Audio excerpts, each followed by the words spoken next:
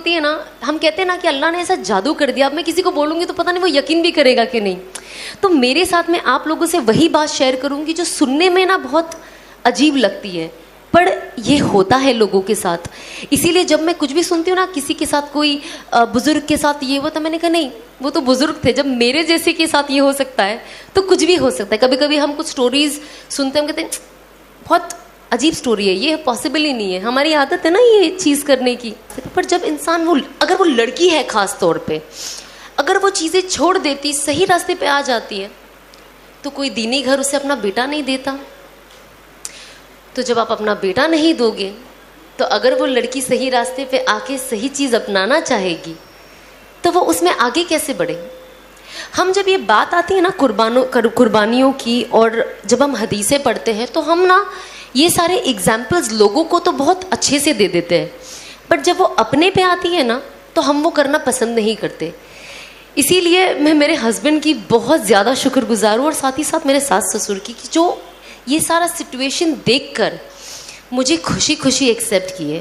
میرے ہسبینڈ نے ایک اتنا بڑا اسٹیپ لیے, کیونکہ ہوتا نا جو انسان عالم ہوتا ہے تو ان کے جو سراؤنڈنگ والے ہوتے ہیں, وہ ان کا دماغ, کچھ لوگ, ناٹ آل, کچھ لوگ ایسا دماغ میں فطور بٹھا دیتے کہ سامنے والا جو کچھ کرنا بھی چاہتا ہے تو اسے نہیں کرنے دیتے, کیونکہ اس کو اتنا ڈاؤٹ فل کر دیتے ہیں کہ آپ تو اسے شادی کر رہے ہو, یہ ٹکے گی کہ نہیں. مطلب میری نکاح پہ تو ایسی ایسی باتیں اٹھی تھی, میں ٹکوں گی کہ نہیں, شادی میری 6 مہینے بھی نہیں ٹکے گی, اور میں واپس وہی ہو جاؤں گی جو میں تھی. اور میں اللہ کو یہی کہتی تھی کہ اللہ مجھے صبر دے, اور ان سب کو دکھا دے کہ یہ لوگ کتنے غلط ہیں. اور شاید جب وقت جائے گا اور لوگ دیکھیں گے تو شاید اپنا نظریہ بدلے. مجھے جو چیز سے میں گزر رہی ہوں ابھی, اور جو تکلیف چیزیں سن کر مجھے ہو رہی ہے, لیکن میرے کچھ چیز کو لوگوں تک ایسے پہنچا کہ میرے بعد آنے والی لڑکیوں کے لیے آسانی کر دے, تاکہ میرے جیسی جو اور لڑکیاں ہیں وہ اپنی زندگی کا رخ بدلے. اور انس کو دیکھ کر جو لڑکے ہیں وہ یہ کرنے کے لیے آگے بڑھے کہ ہمیں لایا گیا, ہمیں باتوں کے لیے تو نہ لایا گیا ہے. میں تو یہاں بیٹھ کے بڑی بڑی باتیں کر سکتی ہوں, بڑی بڑی باتیں کر سکتی ہوں, لیکن اگر میں وہ عمل نہیں کرتی ہوں تو کوئی پوائنٹ ہی نہیں ہے.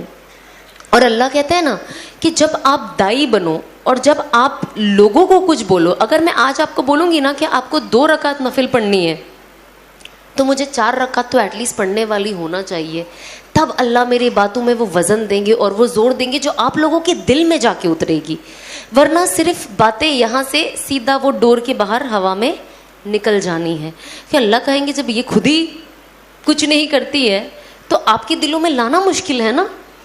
تو یہ بہت ضروری ہے کہ ہم کس چیز کے بارے میں کیا سوچتے ہیں. ہمیں سوچ کے ساتھ ہمیں کہتے ہیں نا, ہم پریچ کرنے والے نہیں بنے, صرف you practice what you preach. آپ جو بولتے ہیں آپ خود پریکٹس کریں. تو میں آف کورس باتیں کرنے سے پہلے میں نے پریکٹس کرنا شروع کیا, اور جتنی چیز میں ابھی پریکٹس کرتی ہوں میں وہ چیز باتیں کرتی ہوں, اور جو چیز میں نے نئی عمل میں لائی ہے میں وہ بھی کوشش کرتی ہوں کہ میں شیئر کروں, تاکہ ساتھ ہی ساتھ جن کسی کو ایکچولی پتہ, آپ یقین نہیں مانو گے, جیسے مجھے میرے شوہر ایک کوئی بتا دیتے کہ آپ یہ پڑھو, یہ پڑھنے کے بعد یہ زیادہ ضروری ہے اور اس سے فلانا فائدہ ہے. پتہ ہے میری سب سے پہلی فیلنگ کیا ہوتی ہے؟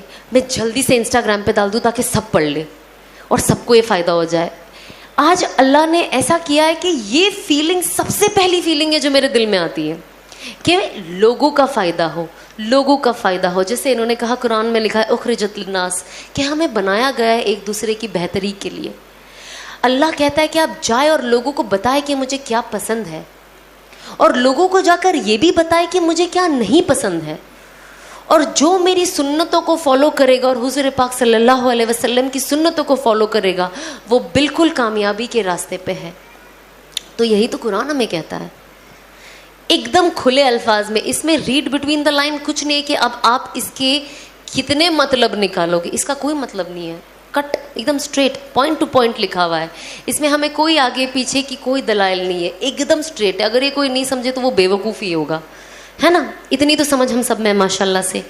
تو جب میں عمرہ کے لیے جاتی تھی, مجھے ابھی بھی یاد ہے کہ میں 5 وقت صرف یہی دعا مانگتی تھی, जो 5 बार गई हूँ, हर वक्त ये दुआ मांगती थी कि अल्लाह हिदायत दे दे, मुझे नहीं पता मेरा हलाल का क्या ज़रिया है रोज़ी का, पर दे दे, और मुझे इस हराम से कैसे भी निकाल के बाहर भगाओ मुझे यहाँ से जल्दी, क्योंकि मेरी जान ऊपर नीचे होती है कुछ वक्त।